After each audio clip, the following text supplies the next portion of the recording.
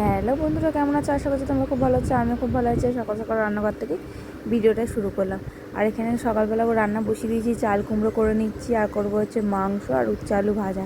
এই ছিল দুপুরে রান্না বান্না। আর এখানে চাল কুমড়োটা বসিয়ে এদিকে মাংসর তোড়জোড় শুরু হয়েছে। ওইদিকে ছেলে আমার ঘুমাচ্ছে, ভাবছি তাড়াতাড়ি আগে রান্নাটা সেরে উঠি, তারপর ছেলের কাছে যাবো। ছেলে উঠে পড়লেই ব্যাস হয়ে গেল কাজকর্ম, মাথায় উঠলো আমার। এবার ঘ্যান ঘ্যান করতে হয়, যদি ভালো থাকে তো ভালো, নাহলে ব্যাস ঘ্যান ঘ্যান করবে।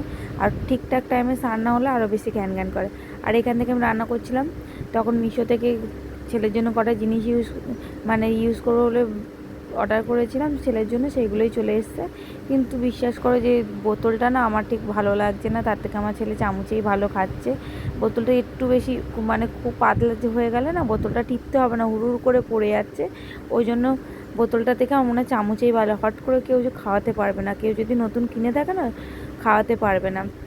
আর বাদবাকি জিনিসগুলো আমার বেশ ভালো লেগেছে, বোতলটা ছাড়া বাদবাকি সব কটা জিনিসই আমার বেশ ভালো লেগেছে।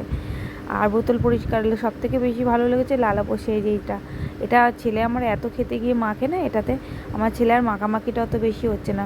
সব কটা জিনিসই খুব ভালো এসছে। বোতলটা হয়তো যারা খাওয়াতে পারবে তাদের জন্য ভালো, আমার ভালো লাগেনি। বোতলটা এত নরম যে কি বলবো, না চিপলেও বেরিয়ে যাচ্ছে। যদি এখন তো ওরা বাচ্চা মানুষ না, পাতলা খাবার তো খায়, ওরা তো খুব গাঢ় খাবার খেতে পারবে না।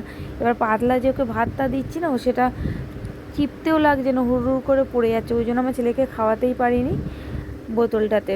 বেকার, আমার এখন মনে হচ্ছে বেকার টাকা খরচা করে কেনা হলো, না কিনলেই ভালো হতো। তার থেকে আমার চামচই অনেক ভালো। বলে না কিছু দেখে কিছু কেনাটা উচিত না, আর কারোর দেখে সেটাই হয়েছে। সেটাই আমার বর বলছে নাও আরও কেনো, কিন্তু আমার একদম ভালো লাগেনি। তারপরে দেখো বিকালবেলা বেরিয়ে পড়েছে হচ্ছে যাবো হচ্ছে শ্রীরামপুরে। এই যে দিদিটা এসছে, এই দিদিটাকে নিয়ে, দিদিটা এসছে রূপাদের বাড়িতে, রূপার যা। আর এই দিদিটারও ইউটিউব চ্যানেল আছে, ওনার ঝুমু কিচেন ব্লগ বলে আছে। এই যে দিদিটা অনেক দিন ধরে ব্লগ করে, ওনার অনেক ফলোয়ার্স আছে, অনেক সাবস্ক্রাইবার এই দিদিটার। আর এখানে দেখো ঢুকে গেছি। আর এই দিদিটা আমার ছেলের জন্য একটা জামা কিনেছে, ওনার ছেলের জন্য একটা জামা কিনেছে, খুব ভালো দিদিটা। আর এখানে দেখো আমি উপরে উঠে যাচ্ছি। আর দেখো আমি তো চুল খুলে কোথাও বেরোই না, খুব কম আমি চুল খুলে বেরোই। চুলটা আমি ভাবছিলাম কতক্ষণে গোটাবো, আর আমার বর্মশাই কিন্তু একদমই আমাকে চুল খুলতে দেয় না।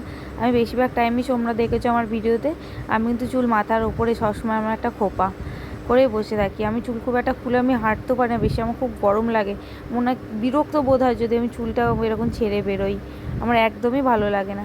তারপরে যে বসে গেছি হচ্ছে খেতে, রেস্টুরেন্টে গেছিলাম খাওয়ার জন্য। তারপর ঘুরে ঘাড়ে জগন্নাথ বাড়ি হয়ে এসেছি, যেহেতু কালকে রথ। আর দেখেছো আমাদের জগন্নাথের প্রচুর ভিড়, আর মায়েশের রথ বিখ্যাত, সব পুরীর পরে হচ্ছে মায়েশের রথ। চলো বন্ধুরা, ভিডিওটা এখানে শেষ করলাম। সবাই ভালো থেকো, সুস্থ